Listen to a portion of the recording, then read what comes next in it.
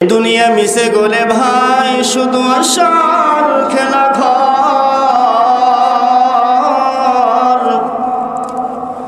চোখ বুঝিলে দেখবি রে তুই কে আপন আর কে বাপর। কোথা থেকে আগমন কোথা যেতে হবে রে, কে আনিল কি কারণে জানা নাই তোর ভবেতে। মরণ থেকে যতই পালাও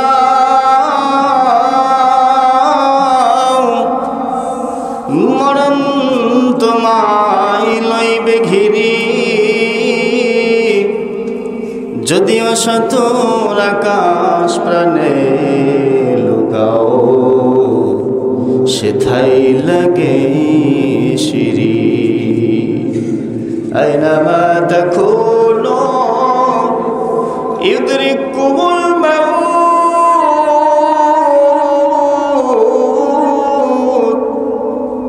ওয়ালাউ কুনতুম ফি বুরুজিম মুশাইয়াদা। ঈমানের পথে অবিচল থেকে আমার মরণ যেন হয়। বলতে পারবেন? সবাই একটু আমার সাথে পড়েন।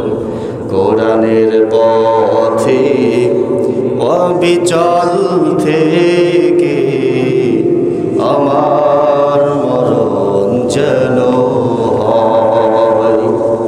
ঈমানের পথে অবিচল থেকে আমার মরণ যেন হয়।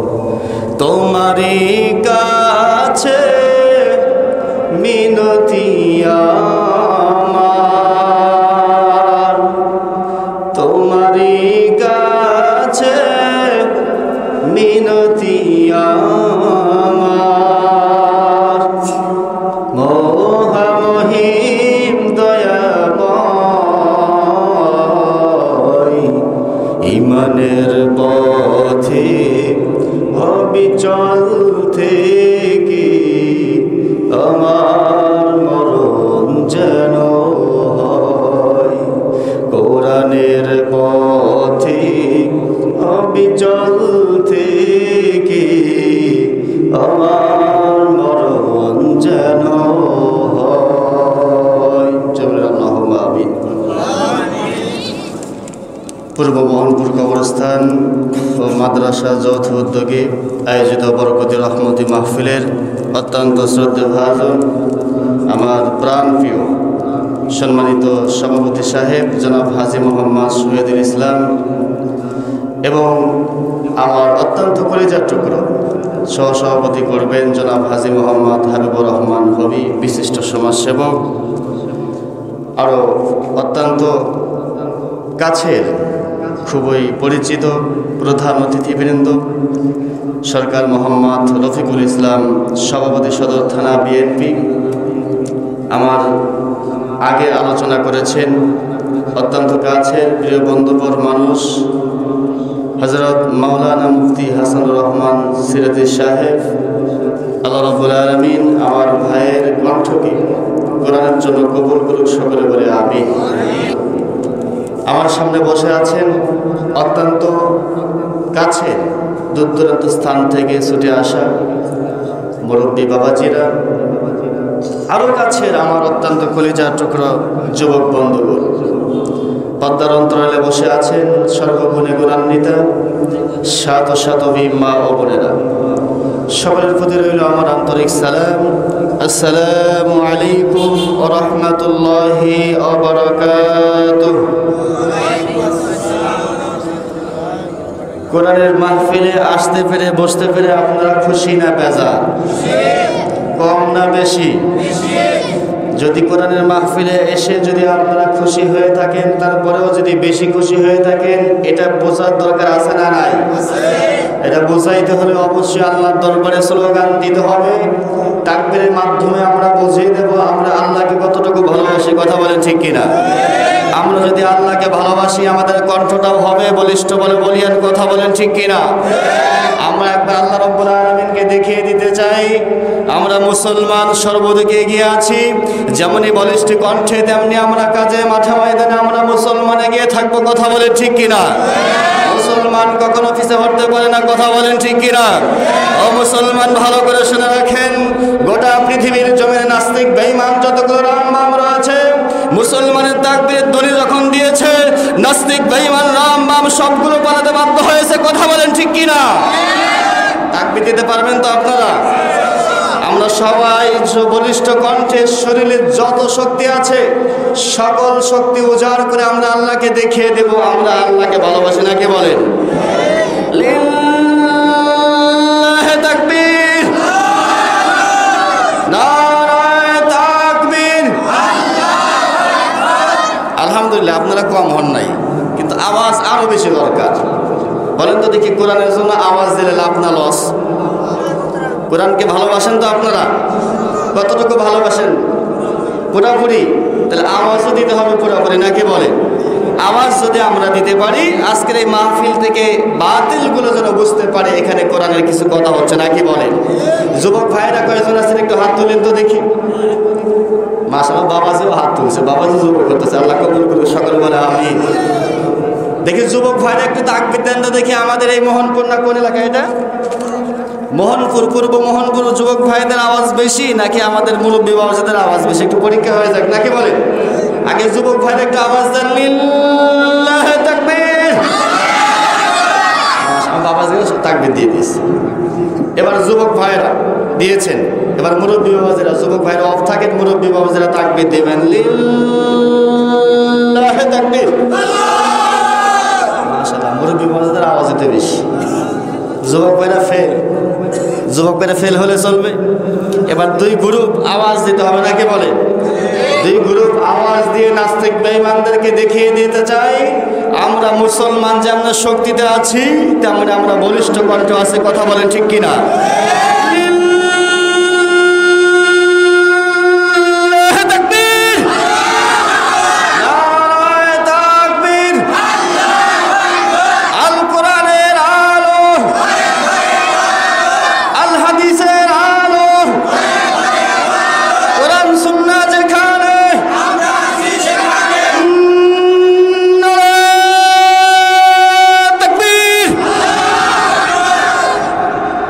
মুসলমান ভাইরা আমরা তাকবীর দিলাম, আল্লাহকে দেখিয়ে দিলাম যে আমরা মুসলমান, নাকি বলে?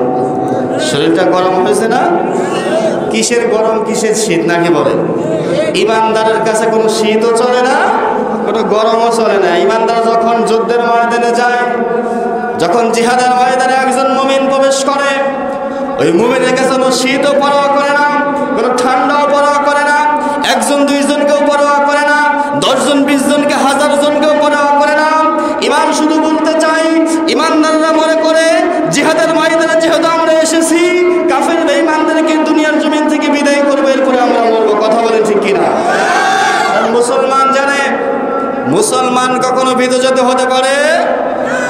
মুসলমান সদা সর্বদা অগ্রগামী হয়ে থাকে, বলিষ্ঠ কণ্ঠে বলিয়ান হয়ে মুসলমান যখন মাঠে ময়দানে নামে কাফের বেঈমান নাস্তিকগুলো সবগুলো বলাতে বাধ্য হয়, কথা বলেন ঠিক কিনা? মুসলমান যখন ইমানদার যখন বলিষ্ঠ কণ্ঠে বলিয়ান হয়ে মাঠে ময়দানে তাকবীরের ধ্বনি দিয়ে যখন নামে নাস্তিক রাম বাম শয়তান জালেম সবগুলো বলাতে বাধ্য হয়, কথা বলেন ঠিক কিনা? এটার প্রমাণ 5 আগস্ট, কথা বলেন ঠিক কিনা? যুবক ভাইয়েরা যখন বলিষ্ঠ কণ্ঠে বলিয়ান হয় মাঠে ময়দানে নেমেছিল, স্লোগান ছিল একটাই, বাংলার জমিন থেকে স্বৈরাচারী হটাতে হবে। আল্লাহর কসম করে বলে বাংলার জমিন থেকে স্বৈরাচারী হটেছে, কথা বলেন ঠিক কিনা?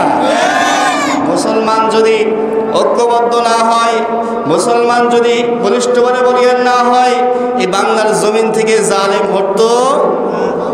যত কিছুই করেন না কেন, যত কিছুই বলেন না কেন, যত কিছুই ভাবেন না কেন, মুসলমানদের প্রথম হাতিয়ার হচ্ছে তাকবীরের ধ্বনি, নাকি বলে?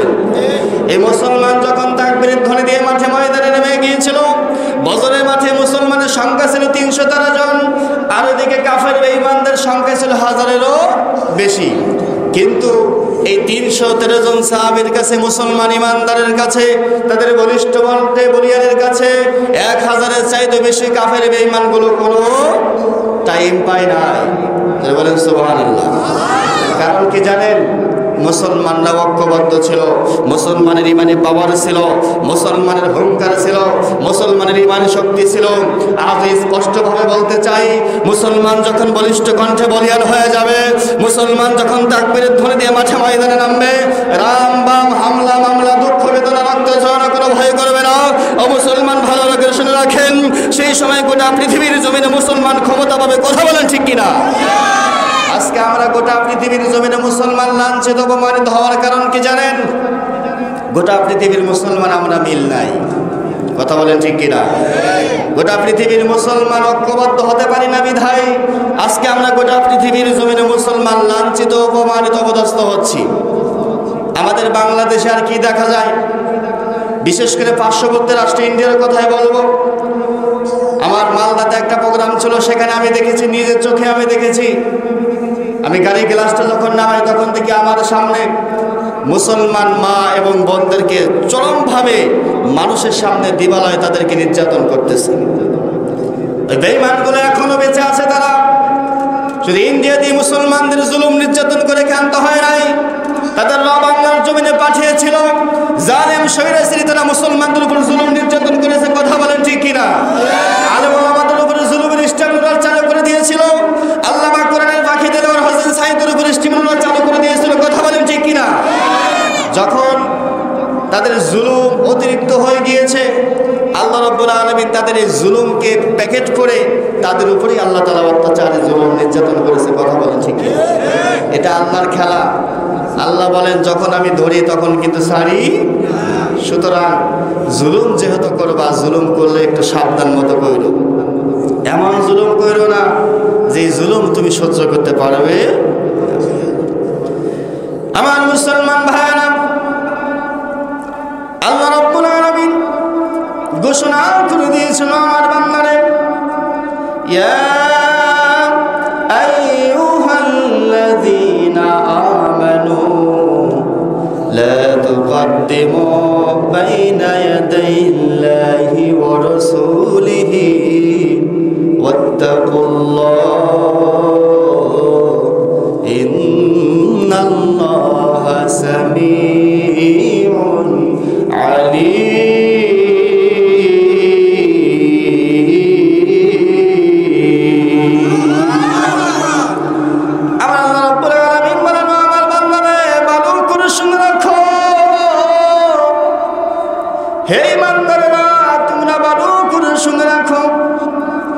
তোমরা কখনোই আমি আল্লাহ রাব্বুল আলামিন এবং আমার নবী বিশ্ব নবী আমার প্রিয় হাবিব জনাব মুহাম্মদুর রাসূলুল্লাহ সাল্লাল্লাহু আলাইহি ওয়াসাল্লামের সম্মুখে যেও না অগ্রগামী হও না। বান্দা, তোমরা যদি ঈমানদার হও, যদি ঈমানদার হিসেবে নিজেকে সাব্যস্ত করতে চাও, প্রমাণ করতে চাও, আমি আল্লাহ এবং আমার নবীর সম্মুখে তোমরা যেও না। মুফাসসির কিরাম বলেছেন, এই কথার ব্যাখ্যা কি হতে পারে?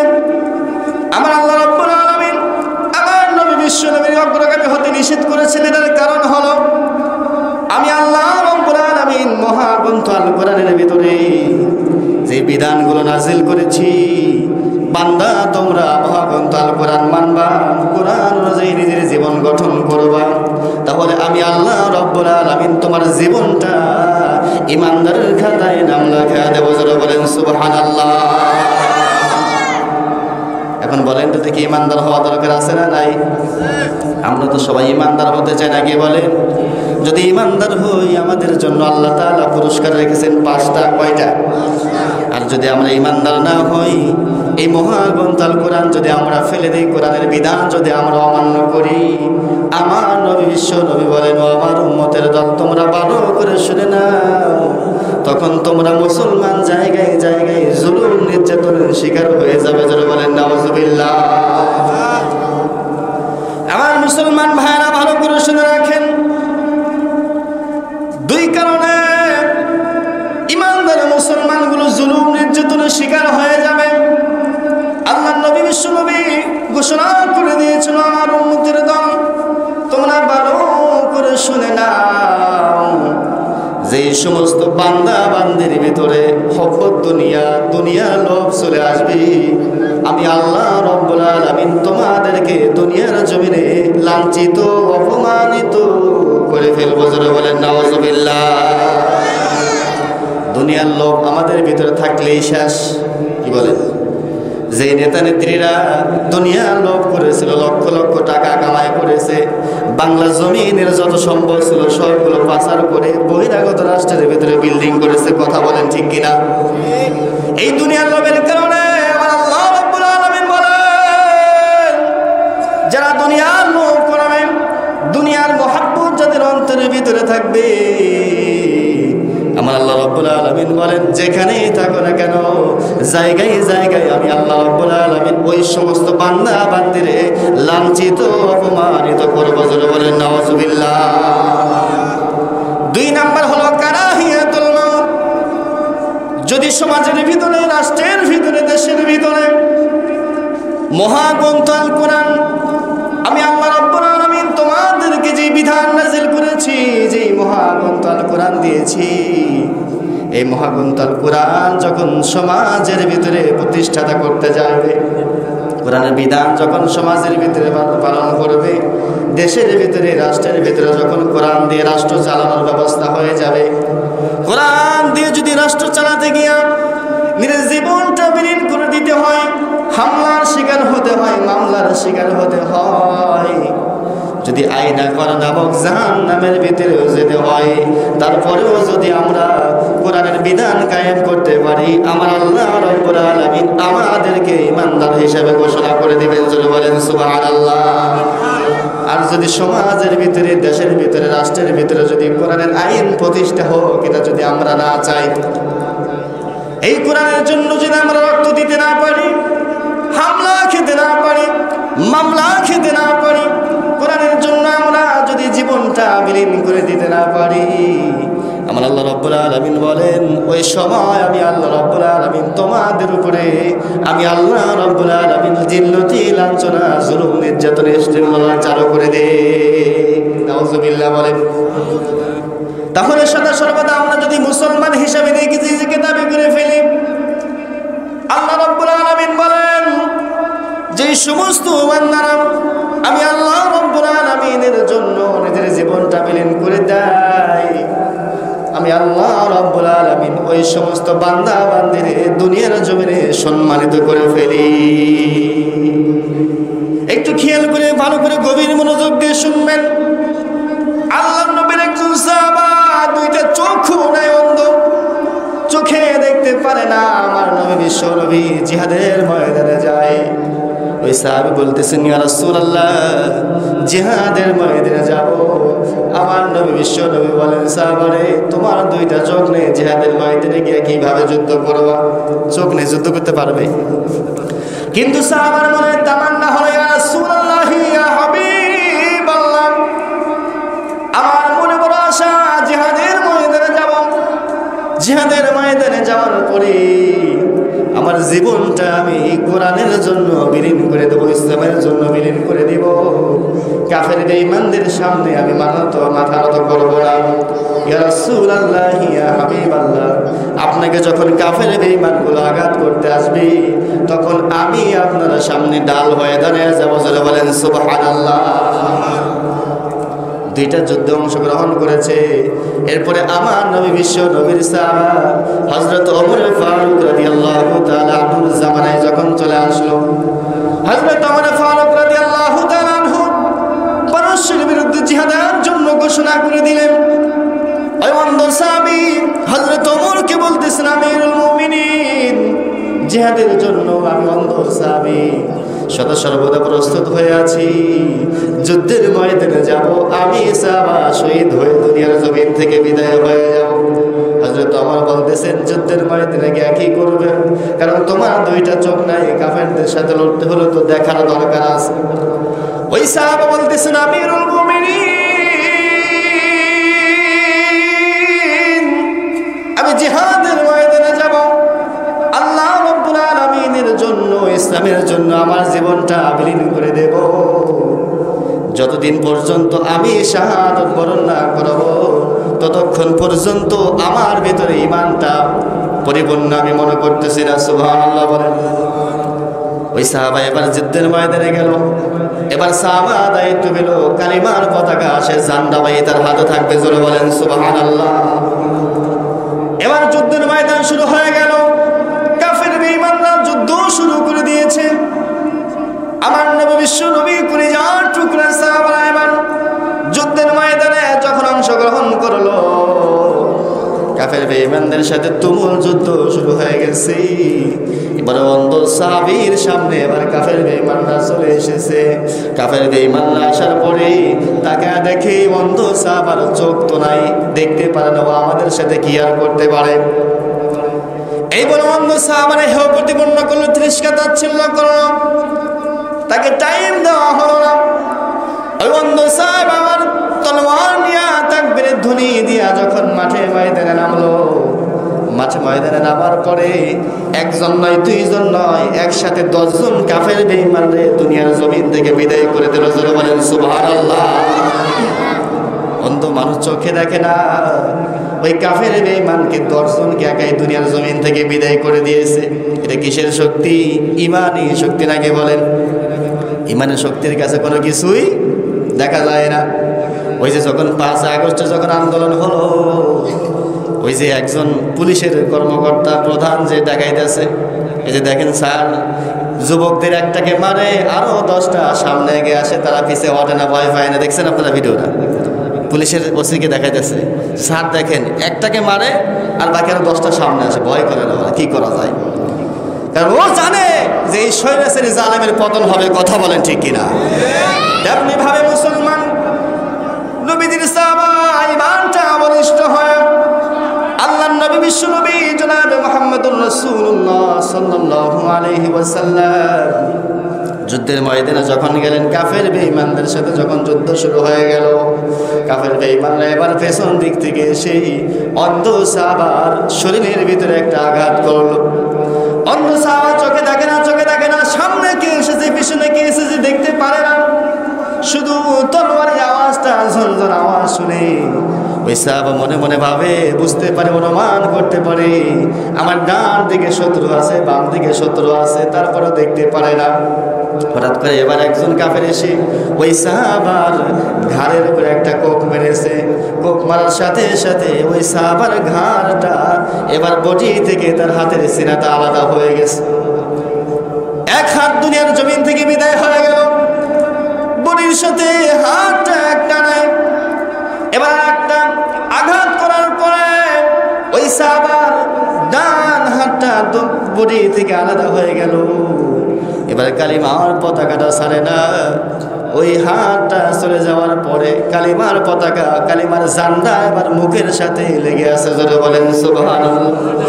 কামতে এবার বুকের সাথে এমন ভাবে মাথার সাথে আঁকড়ে ধরেছে, ওই সাহাবা দুনিয়ার জমিন থেকে বিদায় হয়ে যায়, জমিনে পড়ে গেছে, তারপরেও কালিমার পতাকা ছাড়ে নাই। জোরে বলেন সুবহানাল্লাহ।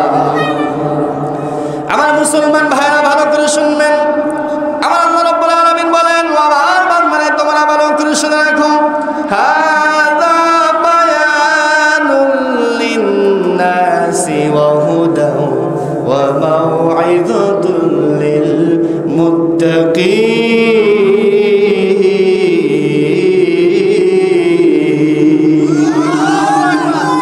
আমার আল্লাহ রাব্বুল আলামিন ঘোষণা করে দিয়েছেন, আমার বান্দারা হাযা বায়ানুল লিন-নাস, আমি আল্লাহ রাব্বুল আলামিন মহাগ্রন্থ কোরআন গোটা পৃথিবীর মানব সম্প্রদায়ের জন্য নাজিল করেছি। হিন্দু খাস নয়, বৌদ্ধ খাস নয়, মুসলমান খাস নয়। আমার আল্লাহ বলেন এই মহাগ্রন্থ আল কোরআন গোটা পৃথিবীর মানব সম্প্রদায়ের জন্য নাজিল করেছি। জোরে বলেন সুবহানাল্লাহ। এই মহাগ্রন্থ আল কোরআন ওয়া হুদা ওয়া মাউইযাতুল লিল মুত্তাকিন, যারা মুত্তাকি হবে, ঈমানদার হবে, আল্লাহকে ভালোবাসে, মাদ্রাসাকে ভালোবাসে, আলেম ওলামাদেরকে ভালোবাসে, ওই সমস্ত মুত্তাকি বান্দাদের জন্য এই মহাগ্রন্থ আল কোরআন হলো ওয়াজ স্বরূপ, নসিহত স্বরূপ। জোরে বলেন সুবহানাল্লাহ। এরপর আল্লাহ রাব্বুল আলামিন বলেন, ওয়ালা তাহিনু ওয়ালা তাহজানু ওয়া আনতুমুল আলাউন ইন কুনতুম মুমিনিন।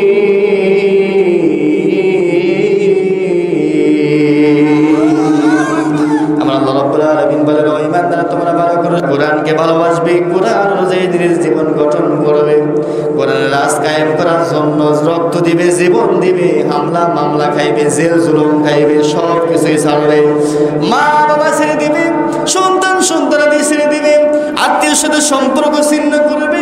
এই কোরআনের বিধান সমাজের ভিতরে, রাষ্ট্রের ভিতরে, দেশের ভিতরে প্রতিষ্ঠা করার জন্য যারা জীবন দেয়, আমার আল্লাহ রাব্বুল আলামিন বলেন ওই সমস্ত বান্দা বান্দিরে টুডে এন্ড টুমরো আমি আল্লাহ রাব্বুল আলামিন বিজয় দিয়ে দেব। যারা বলেন সুবহানাল্লাহ।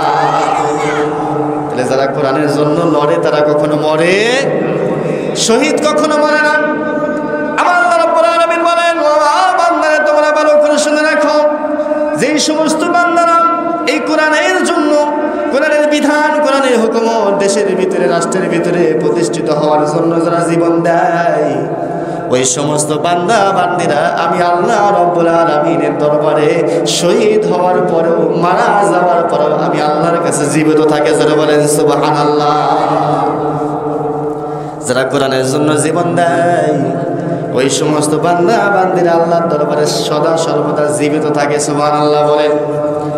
আমার মুসলমান ভাইরা খুব খেয়াল করে গভীর মনোযোগ দিয়ে শুনবেন। আল্লাহর নবী, বিশ্ব নবী জনাবে মুহাম্মদুর রাসূলুল্লাহ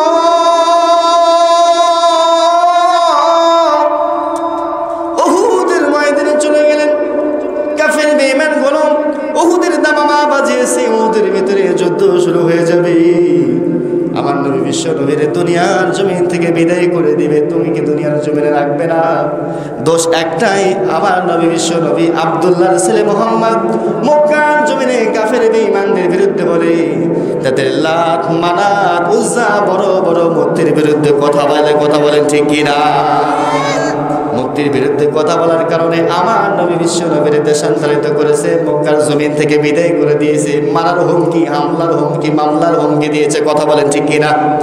যে আপনি হুমকি দিয়েছিল জনগণের ট্যাক্সের টাকা দিয়া, জনগণের টাকা দিয়া, আমার আপনার ঘাম জোড়া টাকা দিয়া বাবার মূর্তি বানাইছিল। কথা বলেন ঠিক কিনা? এই কথা বলেন ঠিক কিনা? আমার আপনার টাকা, ঘাম জড়ানো টাকা, রিক্সা চালার টাকা, কৃষক ভাইয়ের টাকা দিয়ে, ট্যাক্সের টাকাগুলো নিয়ে ওর বাবার লক্ষ লক্ষ কোটি কোটি টাকার মূর্তি বানিয়েছিল। কি বলেন? বানায় নাই? বাপের টাকাটা বানাইছে। কার টাকা? তাহলে আমার কথা হলো, এই কোটি কোটি টাকা দিয়ে বাপের মূর্তি বানাইলা, গুনাহ তো হয়েছে, শিরক আকবার। এই শিরক আল্লাহ তাআলা কখনো ক্ষমা করে? এই টাকা পয়সা খরচ করে মূর্তি বানানো হলো, আর আল্লাহ রাব্বুল আলামিন কি ধরবে না? আমার আপনার টাকা দিয়ে নিজের বাপ দাদার মূর্তি বানাইলা, এই সাহস তোমাকে কে দিয়েছে? তাহলে নিজের পকেটের টাকা দিয়ে বানাও না। কথা বলেন, যুক্তি আছে না নাই? জুলুম, নির্যাতন, স্টিমুলার চালু করে দিয়েছিল। আলেম ওলামা যখন এই কথাটা বললো, এবার আলেম ওলামাকে জঙ্গি দমন দেওয়া হলো। কথা বলেন ঠিক কিনা? যুবক ভাইরা যখন স্লোগান দিল, তখন যুবক ভাইদেরকে বিভিন্নভাবে শিবির জামাত বলে গ্রেপ্তার করা শুরু করে দিল। কথা বলেন ঠিক কিনা?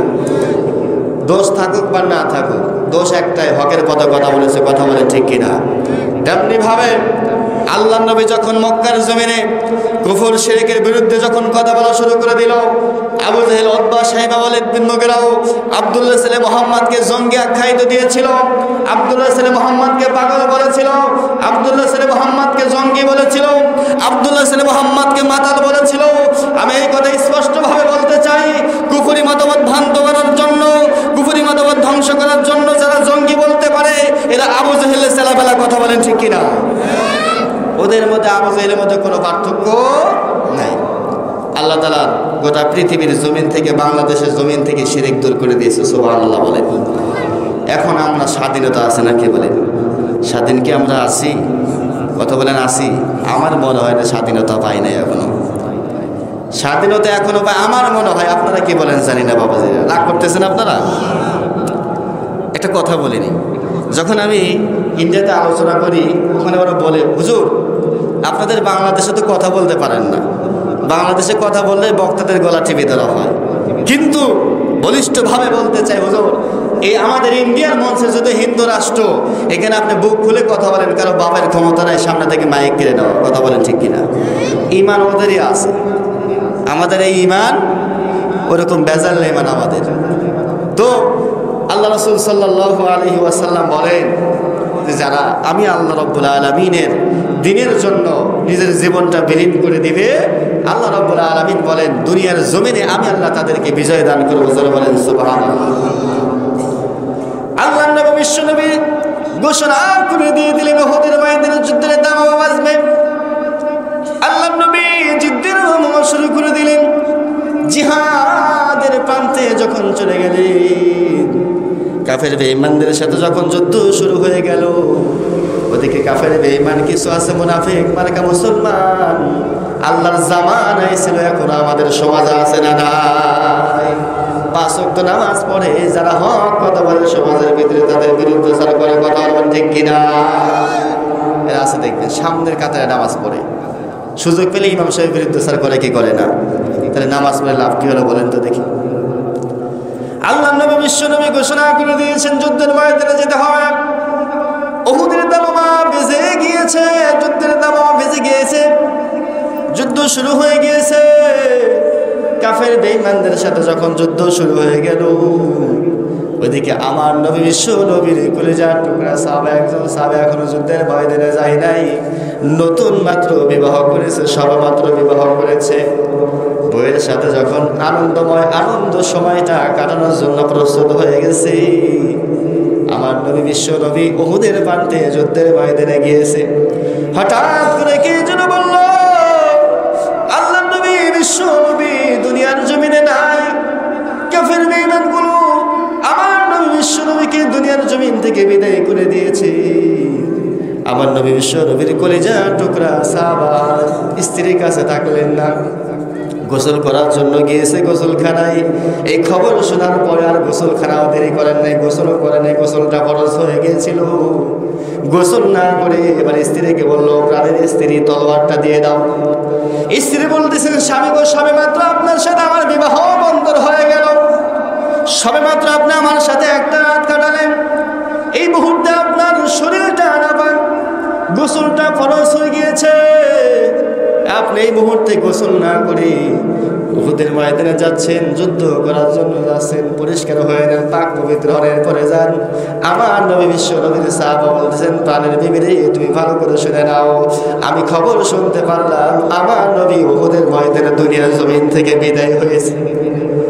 আমার নবী যদি উহুদের ময়দানে না থাকে, দুনিয়ার জমিনে আমার নবী যদি আমাদের সামনে না থাকে, আমি হানজালার জীবনটা দুনিয়ার জমিনে রেখেও তো কোনো লাভ নাই। তাড়াতাড়ি তরবারি দাও, গোসল করার প্রয়োজন নাই, আমি আমার নবীর সামনে যাইব। আমার নবীর বিরুদ্ধে যে সমস্ত কাফের বেঈমানগুলো লড়েছে দুনিয়ার জমিন থেকে, তাদেরকে আমি বিতাড়িত করবো। যারা বলেন সুবহানাল্লাহ। এবার হানজালা যুদ্ধের পোশাক পরলেন, তলবারি হাতে নিয়ে এবার চলে গেলেন উহুদের প্রান্তে। উহুদের প্রান্তে গিয়ে দেখেন কাফের বেঈমানগুলো প্রচুর পরিমাণে আক্রমণ করেছে, আমার নবী বিশ্ব নবীকে আঘাত করেছে। আমার নবী বেহুশ হয়ে উহুদের প্রান্তে পড়ে আছে। নবীজির এত সুন্দর চাঁদ মাখা চেহারা, টকবক টকবক সুন্দর চেহারা, এই চেহারার উপরে যখন আঘাত পড়েছে, নবীজির চেহারাটা রক্তাক্ত হয়ে গিয়েছে। নবীজি উহুদের প্রান্তে শুয়ে আছে, বেহুশ হয়ে পড়ে আছে। দেখুন সাহাবা এবার আবার নবী বিশ্ব নবীকে পাহারা হিসেবে সিকিউরিটি দিয়েছে।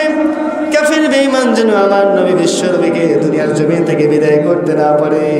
কাফের বেঈমানদের চিন্তা চেতনা হলো মুহাম্মদকে সারা জীবনের মতো মক্কার জমিন থেকে বিদায় করে দিতে হবে। যদি বলেন নাউজুবিল্লাহ, মুহাম্মদকে দুনিয়ার জমিন থেকে বিদায় করে দেওয়া হবে। এমত অবস্থায় হানজালা রাদিয়াল্লাহু তাআলা আনহু তাকে দেখেন যুদ্ধের মাঠটা কেমন যেন রক্তাক্ত হয়ে গেছে, কাফের বেঈমান অনেকগুলো হয়ে গেছে। আল্লাহু আকবার তাকবীর তুলে দিয়া আল্লাহর নবী সাহাবা হানজালা এবার যুদ্ধের ময়দানে ঝাঁপিয়ে পড়লো। বলেন আল্লাহু আকবার, আর জোরে বলেন আল্লাহু আকবার। হযরত হানজালা রাদিয়াল্লাহু তাআলা আনহু তাকবীরের ধ্বনি দিয়ে এবার উহুদের প্রান্তে দাঁড়িয়ে গেল। কে কোথায় আসোস? আমার নবী বিশ্ব নবী যদি দুনিয়ার জমিনে না থাকে, আমি হানজালা দুনিয়ার জমিনে 1 সেকেন্ডের জন্য বেঁচে থাকতে চাই না। তোদের কার কত বড় সাহস আছে আমি হানজালার সামনে তোরা চলে আয়? জোরে বলেন সুবহানাল্লাহ। 2 দুইজন কাফের এবার হানজালার সামনে চলে আসলো। ওরা মনে করেছে আল্লাহর নবীর সাহাবা, এদের গায়ে কোনো শক্তি নাই, কোনো বল নাই, ভয় পায়।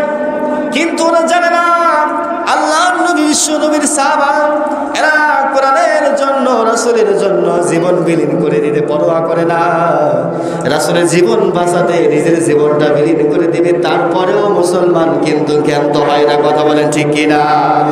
একটা হাদিস পাঠ করেছে, আল্লাহর নবী বলেন, লা ইউমিনু আহাদুকুম হাত্তা আকুনা হাব্বা ইলাইহি মিন ওয়ালিদিহি ওয়া ওয়ালাদিহি ওয়ান নাসি আজমাইন। আমার নবী বিশ্ব নবী বলেন, আমার উম্মতরা তোমরা ভালো করে শুনে রাখো, যেই সমস্ত বান্দা বান্দিরা আমি নবীকে, তার মা বাবা, জীবন যা আছে, ধন সম্পদের চাইতে যদি আমি নবীকে ভালোবাসি, তাহলে আমি নবী বিশ্ব নবী ওই বান্দার জন্য ইমানদার হিসেবে তাকে সার্টিফিকেট দিয়ে দেব। অর্থাৎ সব কিছুর বিনিময়ে নবীর সম্মানটা আগে, নবীকে ভালোবাসতে হবে, নবীর জন্য জান দিয়ে দেবে। কিন্তু এই কাফের মনে করত এরা তো ভয় পাবে, ওই একা আমরা দুইজন তার সাথে লড়ব। দুইজনকে যখন হযরতে হানজালার সামনে দেওয়া হলো, দুইজন কাফেরকে এবার বলা হলো, ও কাফের গোষ্ঠী, তোরা এবার সর্বপ্রথম আমাকে আঘাত কর, কারণ যতক্ষণ পর্যন্ত তোরা আঘাত না করবি আমরা মুসলমান কখনো তোদের উপরে আঘাত করব না। কথা বলেন ঠিক কিনা? মুসলমান কখনো মানুষের উপরে জুলুম করে না, মুসলমান এমনিতেই কারোর উপরে জুলুম করে না। কিন্তু মুসলমানদের উপরে যদি নির্যাতন চালানো হয়, মুসলমান কিন্তু ঘরে বসে থাকে না। কথা বলেন ঠিক কিনা? হযরত হানজালা রাদিয়াল্লাহু তাআলা আনহু এবার দেখতেছে না না না কাফের যেভাবে আসতেছে মারবে। এবার যখন একটা আঘাত করা শুরু করেছে, হযরত হানজালা রাদিয়াল্লাহু তাআলা আনহু তার বল দিয়ে, শক্তি দিয়ে আঘাতটা ঠেকিয়েছে। আঘাতটা ঠেকানোর পরে এমন যে একটা কোপ দিয়েছে, কোপ দেওয়ার সাথে সাথে কাফের বেঈমানের কাল্লাটা আলাদা হয়ে গেছে। সুবহানাল্লাহ। দুইটার জায়গায় খতম করার পরে আর দুইটা দেখতেছি কেন দুইজন একজনের সাথে পারলো না, এবার চারজন যাও, চারজনকে পাঠিয়ে দিছে ওদের ময়দানে। চারজন কাফের, এবার হযরত হানজালা একা। চারজনকে যখন পাঠিয়ে দিল, চারজনকে পাঠিয়ে দেওয়ার পরে ওই চারজনও যখন হানজালার কাছে কিছুই না, এক কোপে দুইজনের মাথা শেষ করে দিয়েছে। সুবহানাল্লাহ। কারণ তাদের শরীরে তো ইমানই শক্তি, নাকি বলেন? দেখবেন যারা ইমানদার, যারা আল্লাহকে খাঁটি ভালোবাসে, রাসূলকে ভালোবাসে, রাসূলের জন্য নিজের জীবন বিলীন করে দিতেও পরোয়া করে না। আমার মুসলমান ভাইরা, হযরত হানজালা রাদিয়াল্লাহু তাআলা আনহুকে এবার 10 জন পাঠিয়ে দিল। 10 জন কাফের এসে এবার হযরত হানজালাকে ঘেরাও করল। হযরত হানজালার চতুর্দিক থেকে এবার কাফের বেঈমানরা ঘিরে ফেলল। আর হযরত হানজালা রাদিয়াল্লাহু তাআলা আনহু আল্লাহু আকবার তাকবীরের ধ্বনি দিয়া ওই 10 জনকে দুনিয়ার জমিন থেকে বিদায় করে দিয়েছে। যারা বলেন সুবহানাল্লাহ। গেল কয়জন? 10 জন, 2 জন, 4 জন, 6 জন, 16 জন, নাকি বলেন? 16 জন এক মুহূর্তে শেষ। কাফেরের লিডার মনে মনে ভাবতেছে, হায় রে, একজনের কাছে 16 জন কিছুই না, এবার তো অবস্থা ভালো না। এইভাবে যদি হয় তাহলে তো আমরা ওদের সাথে টিকবো না। সুতরাং এবার পাঠাতে হবে 100 জন। কয়জন? 100 জনকে পাঠানো হলো। হযরত হানজালা একা মানুষ, চতুর্দিক দিয়ে ঘেরাও করা হলো। 20 জন হলো তলোয়ার বাহিনী, আর 30 জন হলো তীরন্দাজ বাহিনী, আর 10 জন হলো ঘোড়া সওয়ার বাহিনী। এইভাবে যখন মিলিত করে দেওয়া হলো, হযরতে হানজালাকে চতুর্দিক দিয়ে ব্যারিকেড দেওয়া হলো। মানুষ কয়জন? সাহাবা 1 জন। ওরা প্রায় 100-র উপরে হয়ে গেল। হযরতে হানজালাকে দুনিয়ার জমিন থেকে বিদায় করে দেওয়া হবে। চতুর্দিক থেকে যখন ঘিরে দেওয়া হলো, হযরতে হানজালা তাকবীরের ধ্বনি দিয়ে যখন আল্লাহু আকবার তাকবীরের ধ্বনি দিয়ে যখন তরবারি চালানো শুরু করে দিল, আল্লাহ রাব্বুল আলামিনের ইশারায় 10 জন কাফের দুনিয়ার জমিন থেকে বিদায় হয়ে গেল। এরপরে তীরন্দাজরা যখন দেখতেছে পারা যায় না, সুযোগ করে চতুর্দিক থেকে এবার তীর মারা শুরু করে দিল। একটা তীর এসে হযরত হানজালা রাদিয়াল্লাহু তাআলা আনহুর পিছন দিক দিয়ে এগিয়ে গেল। আর একটা তীর এসে হযরত হানজালার সিনার ভিতরে ভেদ করে ঢুকে গেল। 2টা তীর যখন ঢুকে গেল, হযরত হানজালা টান মেরে যখন তীরটা বের করলো, তীরের সাথে হযরত হানজালার কলিজাটা বের হয়ে চলে আসলো। আল্লাহু আকবার বলে। হযরত হানজালা একটু নার্ভাস হয়ে গেল, শক্তি কম হয়ে গেল। এরপরেও হযরতে হানজালা তলোয়ারি চালানো ক্ষান্ত করে না। এবার চতুর্দিক থেকে কাফের বেঈমানগুলো হযরতে হানজালাকে তীর যখন বিদ্ধ করা হলো, তীর যখন মারা হয়, হযরতে হানজালার শরীরের ভিতরে একটা নয়, দুইটা নয়, 70টার মতো তীর লেগেছে। তীর লাগার পরে এবার যখন হযরতে হানজালা তরবারি চালাইতে পারে না, এবার কাফের বেঈমানগুলো হযরতে হানজালার ডান হাতটা কেটে ফেলেছে, এবার বাম হাতটা কেটে ফেলেছে। এইভাবে হযরতে হানজালার শক্তি ধরে দেখা যায় না, কিন্তু হযরতে হানজালার বডির দিকে তাকাইলে দেখা যায় হযরতে হানজালাকে যখন দুনিয়ার জমিন থেকে বিদায় করে দিবে মুহূর্তের সময়, মনে হযরত হানজালা যদি এবার সব কিছু ঠিক থাকতো, 100 জন কাফের তার কাছে কিছুই হতো না। জোরে বলেন সুবহানাল্লাহ। এবার হযরতে হানজালাকে দুনিয়ার জমিন থেকে বিদায় করে দেওয়া হয়েছে। যুদ্ধ এক পর্যায়ে শেষ হয়ে গিয়েছে। আমার নবী বিশ্বনবী এবার হুঁশ ফিরে এসেছে। আমার নবী বিশ্বনবী সাহাবাদেরকে বলতেছেন, আমার সাহাবারে তাকে দেখো, আমার কোন সাহাবারা কোথায় যেন শাহাদত বরণ করে আছে। যেই সমস্ত সাহাবারা শাহাদত বরণ করেছে, শহীদ হয়েছে, তাদেরকে খুঁজে নিয়ে আসো। সকল সাহাবাদেরকে খুঁজে নিয়ে আসা হলো। এবার খুঁজে আনার পরে হযরতে হানজালার স্ত্রী দৌড়ে চলে যায়। আমার নবী বিশ্ব নবীর কাছে গিয়ে বলতেছেন, ইয়া রাসূলুল্লাহ, ইয়া হাবিবাল্লাহ, আমার স্বামী সবে মাত্র ফরজ গোসল হয়েছে, গোসল করে নাই, গোসল করতে যাবে, এমন সময় শুনতে পেরেছে আপনারা কি দুনিয়ার জমিন থেকে বিদায় হয়ে গেছেন। আমার স্বামী এবার বলতেছে, আমার নবী যদি দুনিয়ার জমিনে না থাকে, আমার জীবনটা রেখে কি হবে। আমি আমার স্বামীর বললাম, স্বামী গো, গোসল ফরজ হয়ে গেছে, গোসলটা করে যান। আমার স্বামী বলেছে, গোসল করার সময় নেই, আমার নবী দুনিয়ার জমিন থেকে বিদায় হয়ে গেছে। জোরে বলেন সুবহানাল্লাহ। ইয়া রাসূলুল্লাহ, ইয়া হাবিবাল্লাহ, আমার স্বামীরে আপনি গোসল না দেওয়া পর্যন্ত আপনি দাফন করিয়েন না। আল্লাহর নবী বিশ্ব নবী জনাবে মুহাম্মদুর রাসূলুল্লাহ সাহাবাদেরকে বললেন, আমার সাহাবারে তাকে দেখো, আমার হানজালা কোথায় যেন পড়ে আছে, আমার হানজালার লাশটা খুঁজে নিয়ে আসো। সাহাবারা এবার গোটা উহুদের মাঠ তন্ন তন্ন খুঁজে কোথাও হানজালার লাশ পায় না। বিভিন্ন সাহাবার লাশ পাওয়া যায়, কিন্তু হযরতে হানজালার লাশটা পাওয়া যায় না। আল্লাহর নবী বিশ্বনবী চিন্তিত হয়ে গেলেন, কি ব্যাপার, হানজালার লাশটা কোথায় গেল। এদিকে খুঁজে সেদিকে খুঁজে কোথায় পায় না।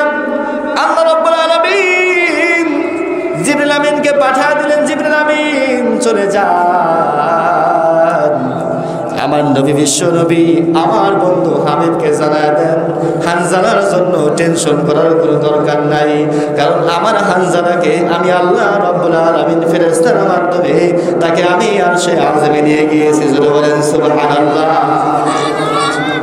দুনিয়ার জমিনে বডি নাই, আরশে আযমে আল্লাহ তাআলা নিয়ে গিয়েছেন ফেরেশতার মাধ্যমে।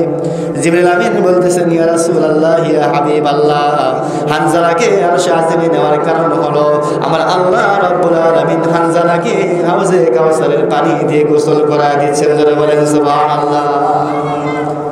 এবার হযরত হানজালাকে আরশে আযম থেকে নামানো হলো।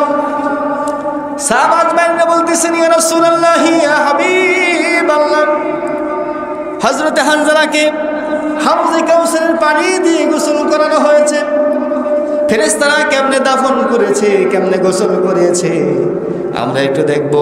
সাহাবারা এবার সকালে ঐক্যবদ্ধ ভিড় জমে গেল হযরতে হানজালাকে দেখার জন্য। হযরতে হানজালার যখন কাপড়টা খোলা হলো, কাপড়টা খোলার পরে দেখেন হাউজে কাউসারের পানি দাঁড়িয়ে বেয়ে বেয়ে টকটক করে পানি বের হচ্ছে। জোরে বলেন সুবহানাল্লাহ।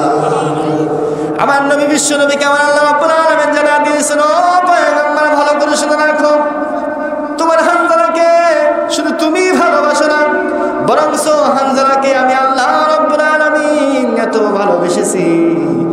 হানজালা আপনার ভালোবাসা জীবন দিয়েছে, কোরআনের জন্য জীবন দিয়েছে, ইসলামের জন্য জীবন দিয়েছে। সুতরাং আমি আল্লাহ রাব্বুল আলামিন হানজালার জিম্মা দায়িত্ব নিয়ে নিয়েছি। জোরে বলেন সুবহানাল্লাহ।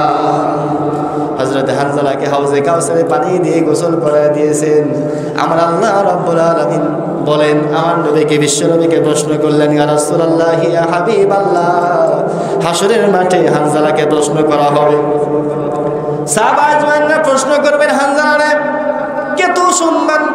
এত সম্মান কিভাবে পেলেন? হানজালা বলবেন, আমার বন্ধুরা তোমরা ভালো করে শুনে রাখো, দুনিয়ার জমিনে আমি হানজালা আমার নবী বিশ্ব নবীর জন্য আমার জীবনটা বিলীন করে দিয়েছি। কোনো কিছুর পরোয়া করে নাই। সন্তানাদি, স্ত্রী, মা বাবা সব কিছুই কোরবানি করেছি, কিন্তু আমার নবীর উপরে একটু আঘাত পড়বে, আমি হানজালা মেনে নিতে পারবো না। আমি আল্লাহ রাব্বুল আলামিনের পয়গম্বর হানজালার জন্য আমার জীবনটা বিলীন করে দিতে প্রস্তুত হয়েছি। আমার আল্লাহ রাব্বুল আলামিন আমার এই হিম্মতটা, নিয়তটা আল্লাহ কবুল করেছেন। জোরে বলেন সুবহানাল্লাহ। আল্লাহ রাব্বুল আলামিন বলেন, যারা আমি আল্লাহর জন্য জীবন দেয়, আমি আল্লাহর রাস্তায় যারা শহীদ হয়, আমি আল্লাহর এই বিধান আল্লাহর দিকে না খেয়ে থেকেছে, এখন কারাগার থেকে বের হয়েছে, বলেন তো দেখি তাদের সম্মান কমেছে না বাড়ছে? অবশ্যই বাড়ছে। কারণ হলো এই মহাগ্রন্থ আল কোরআনের জন্য তারা বন্দী হয়েছে নাকি বলেন?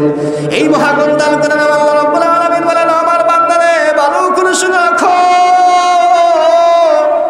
আমি আল্লাহ রাব্বুল আলামিনের এই মহাগ্রন্থ আল কোরআনকে যারা ভালোবাসবে, কোরআনের জন্য দিনের জীবনটা বিলীন করে দিবে, আমি আল্লাহ রাব্বুল আলামিন দুনিয়ার জমিনে ওই সমস্ত বান্দা বান্দির জন্য স্বয়ং নিজেই জিম্মাদার হয়ে যাব।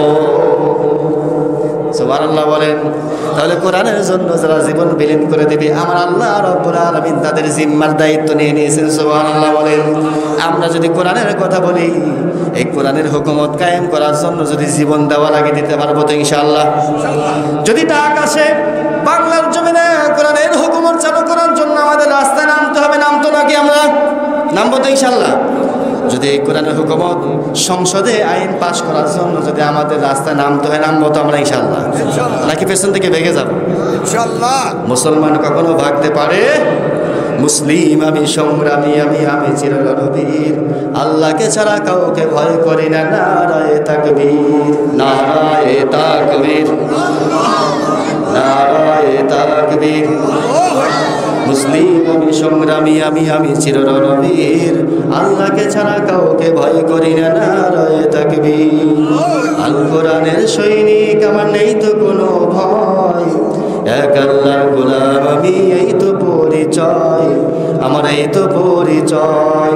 আল হাদিসের সৈনিক আমার, নেই তো কোনো ভয়, এক আল্লাহর গোলাম আমি, এই তো পরিচয় আমার, এই তো পরিচয়।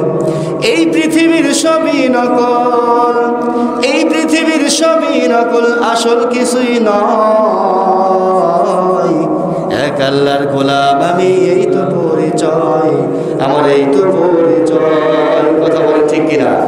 মুসলমান কোনো ভয় করে? ভয় করে? ও মুসলমান, মুসলমান কখনো ভয় করতে পারে না, মুসলমান কখনো পিছিয়ে হটতে পারে না।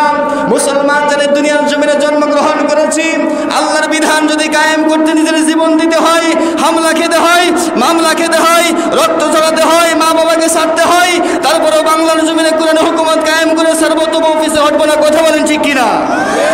মুসলমান তখনই বলা হবে, আমার সামনে বাংলার জমিনে কোরআনের বিরুদ্ধাচার হবে, কোরআনের বিরুদ্ধে স্লোগান হবে, কোরআনের কথা যে বলবে তাকে লাঞ্ছিত অপমানিত করা হবে। আপনি যদি ঘরে বসে থাকেন, আঙ্গুল চুষতে থাকেন, মনে রাখেন মুসলমানের খাতায় নাম লেখাতে পারলেন না। কারণ মুসলমান তখনই জানে, আমি যদি মুসলমান হই, ইমানের খাতায় যদি নাম লেখাইতে পারি, অবশ্যই আমি আল্লাহর জন্য জীবন দিতে পারব। এছাড়া কিন্তু আমাদের পক্ষে কোনো রকমের সম্ভব নয়। আমার নবী বিশ্বনবী বলেন, যে সমস্ত বান্দা এবং বান্দিরা উম্মতরা আমি নবীর জন্য নিজের জান বিলীন করে দিবে, আমি আল্লাহ রাব্বুল আলামিন, আমি নবী সেই সমস্ত উম্মতদেরকে সুপারিশ করে হাসরের মাঠে জান্নাতে নিয়ে যাবো। জোরে বলেন সুবহানাল্লাহ। নবীর জান্নাত কে কে চাই? হাত তোলেন তো একটু। আল্লাহ তাআলা আমাদের সকলকে কবুল করে, সকলে বলে আমিন। শুধু জান্নাত মুখে মুখে চাইলে হবে? হবে?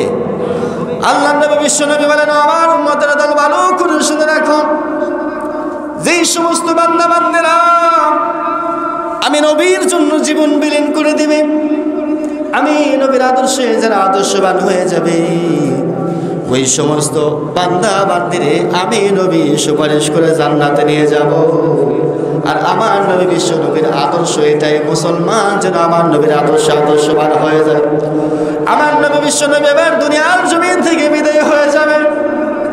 আল্লাহ নবীকে ঘোষণা করে দেওয়া হয়েছে, ইয়া রাসূলুল্লাহ, ইয়া হাবিবাল্লাহ, আল্লাহ রাব্বুল আলামিন আপনার কাছে পাঠিয়ে দিয়েছেন, একজন নতুন মেহমান পাঠিয়ে দিয়েছেন। মেহমান আপনার সাথে কথা বলতে চায়, আপনার কাছে অনুমতি নিতে চায়।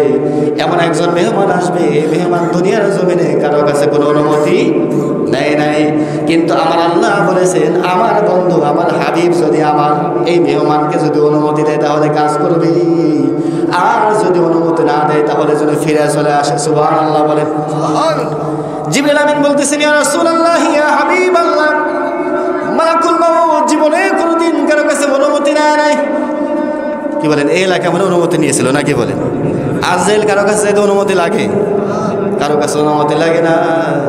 বরং আমার নবী ব্যতীত অন্য যতগুলো নবী আছে কারো কাছে অনুমতি নেয় নাই। আমার নবী বিশ্ব নবীর আলাদা একটা পাওয়ার আছে। আমার নবী বিশ্ব নবীকে বলতেছেন, ইয়া রাসূলুল্লাহ, ইয়া হাবিবাল্লাহ, আপনি যদি অনুমতি দেন তাহলে আমি আপনার রূহটা নিয়ে যাব। আমার আল্লাহ রাব্বুল আলামিন বলেন, ও ফেরেশতারা, ভালো করে শুনে রাখো, আমি আমার জীবনটা তখনই দিয়ে দেব। আল্লাহ রাব্বুল আলামিনের কাছে আমার কিছু শর্ত আছে। আমার আল্লাহ যদি আমার শর্তটা মেনে নেয় তাহলে আমি আমার রূহটা দিতে কোনো রকমের পরোয়া করব না। জিবরিল আমিনকে বলে দিলেন, আমার আল্লাহকে গিয়ে বলেন, আল্লাহ আমার শর্তটা মানে কিনা। আমার আল্লাহ রাব্বুল আলামিনের কাছে বলতেছেন, ইয়া রাব্বুল আলামিন, আপনার দোস্ত আপনার হাবিব জনাবে মুহাম্মদুর রাসূলুল্লাহ একটা শর্ত দিয়েছেন, যদি শর্ত আপনি মানেন তাহলে তার রূহটা আপনি নিতে পারবেন। আমার আল্লাহ রাব্বুল আলামিন বলেন, জিবরিল আমিন কি শর্ত নেন? আল্লাহ রাব্বুল আলামিনের কাছে বললেন, ইয়া রাব্বুল আলামিন, আপনার বন্ধু আপনার হাবিব আপনার কাছে শর্ত দিয়েছি, তার আখিরি জামানার উম্মত যতগুলো আছে উম্মতদেরকে যদি আপনি মাফ করেন তাহলে সে দুনিয়ার জমিন থেকে বিদায় হতে পারবে। সুবহানাল্লাহ। আল্লাহ গো, আমার নবী বলেছে আমার উম্মতের গুনাহ মাফ করে দিতে হবে। যদি আমার উম্মতের গুনাহ মাফ করে দেন তাহলে আমি নবী দুনিয়ার জমিন থেকে বিদায় হয়ে যাব। আমার আল্লাহ রাব্বুল আলামিন বলেন, ও পয়গম্বর, আমি আল্লাহ রাব্বুল আলামিন শুধু আপনার উম্মতদেরকে নয়, আমি আল্লাহ রাব্বুল আলামিন কথা দিয়ে দিলাম, আপনি যে উম্মতদেরকে চান, যাকে ইচ্ছা যাকে খুশি যাকে মন চায় আপনি তাকে বিনা হিসাবে সুপারিশ করে জান্নাতে নিয়ে যান। সুবহানাল্লাহ বলেন। নবীর সুপারিশ দরকার আছে না নাই? কথা বলেন, আছে না নাই? আমার নবী বিশ্ব নবী বলেন, যারা আমি নবীর সুপারিশ পাবে তারা যেন আমি নবীর কথা মতো চলে। নবীর কথা মতো আমরা চলতে চাই কি চাই না? আমার নবীর মাদ্রাসা নাকি বলেন?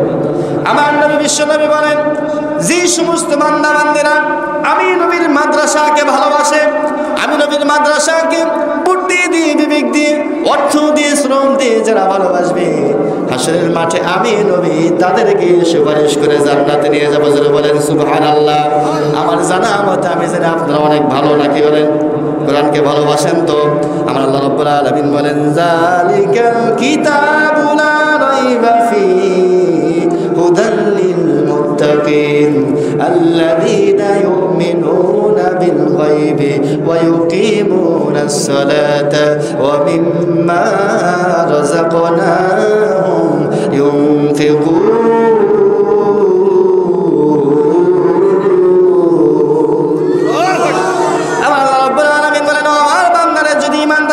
চারটি গুণ লাগবে। কয়টি গুণ?